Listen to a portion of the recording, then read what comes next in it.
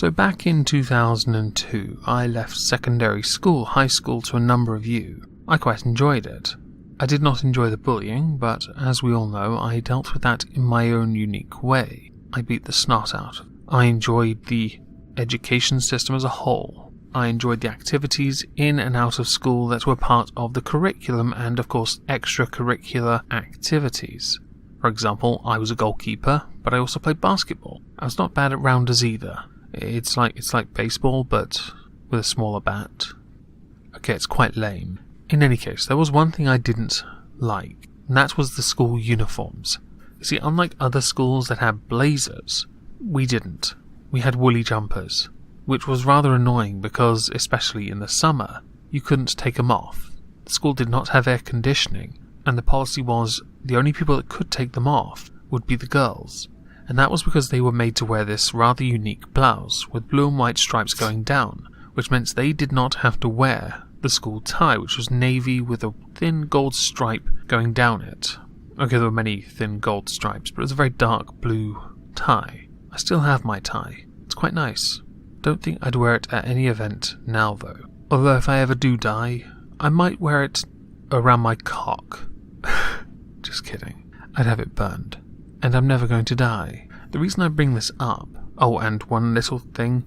The girls' blouses were specially designed. Unfortunately, the buttons were too small, so if any of the girls were rather gifted and they stretched, it was rather reminiscent of Barbara Windsor with the carry-on scene with her bra or bikini top.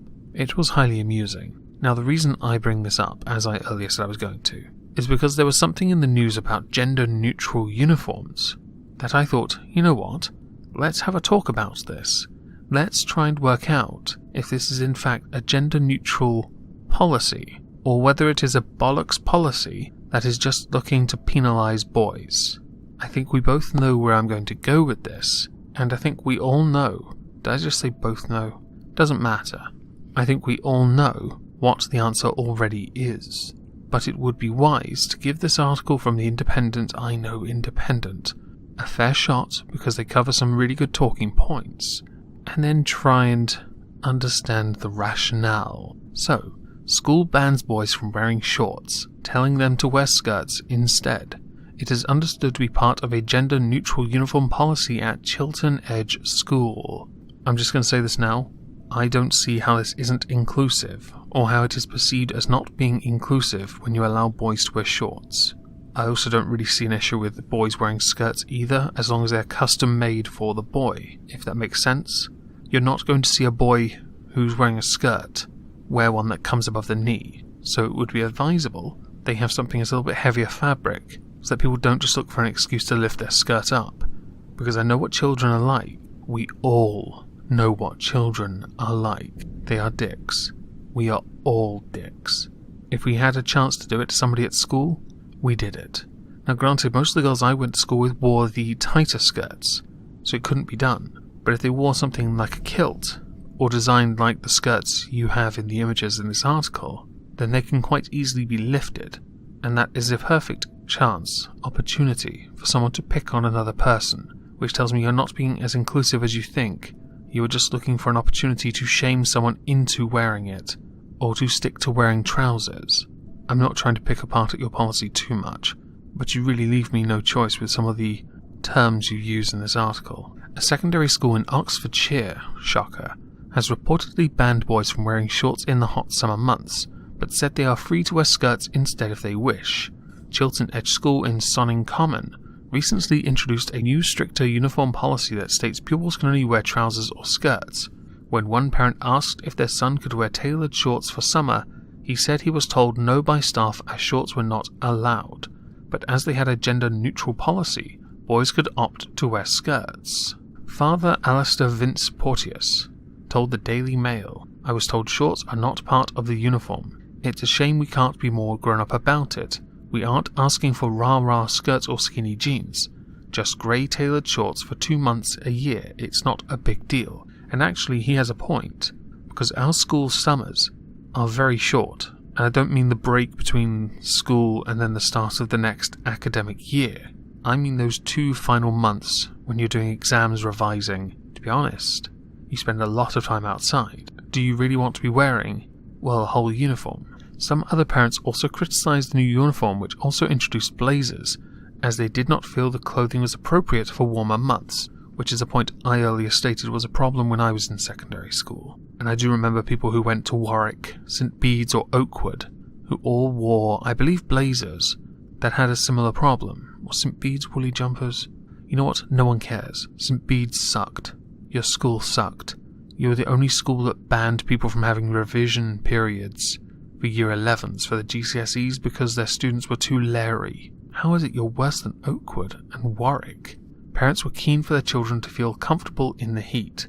The stricter clothing policy was one of the changes brought in since the school was placed in special measures, after receiving an inadequate rating by Ofsted inspectors last year.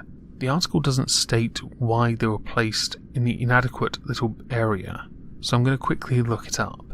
So on the screen now you have the Ofsted report from April of 2017, or March of 2017. The school has been listed as inadequate, most of it centering around leaders being inadequate, not doing enough to tackle pupils' use of derogatory language, students' work being incomplete or poorly represented, students' work often being incomplete and poorly presented, governors not challenging leaders. Basically, it doesn't indicate any kind of lack of inclusivity past the derogatory terminology used towards other students. So I'm not entirely sure how this gender-neutral policy is of any use whatsoever when compared to this particular report. Now, I will leave the report in the description for those who want to read it. I have gone through it. To me, I don't see where it is that gender-neutral policy is at all relevant in tackling the majority of the concerns raised in this Ofsted report. Now, it is said in November a letter was sent to someone. I will link it also in the description, where it has since said that the school is now no longer in special measures, or leaders and managers are taking effective action towards the removal of special measures. Does anyone believe for a second the gender-neutral uniform policy is a contributing factor to this? Because I'm not convinced.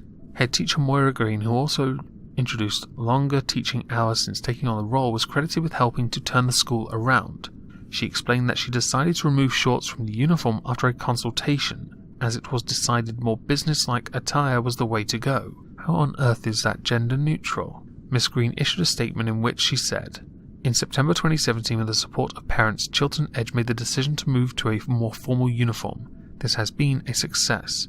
She added that the uniform policy was generic, which meant that it could be purchased from anywhere, and the only piece of branded attire was a school tie, which was given to existing students for free. You do realise, those same shorts we talked about, those could be bought anywhere as well, right? You knew this. I know earlier it was referenced with a tailored set of shorts, so they fit the person better. Maybe that particular student had rather big quads. In any case, shorts could be bought anywhere. The school, which has previously been threatened with closure, has since been saved, and will be turned into an academy and become part of the Maiden Erleg Trust in August. Now, I know a lot of people don't like academies, but annoyingly, academies are getting the results.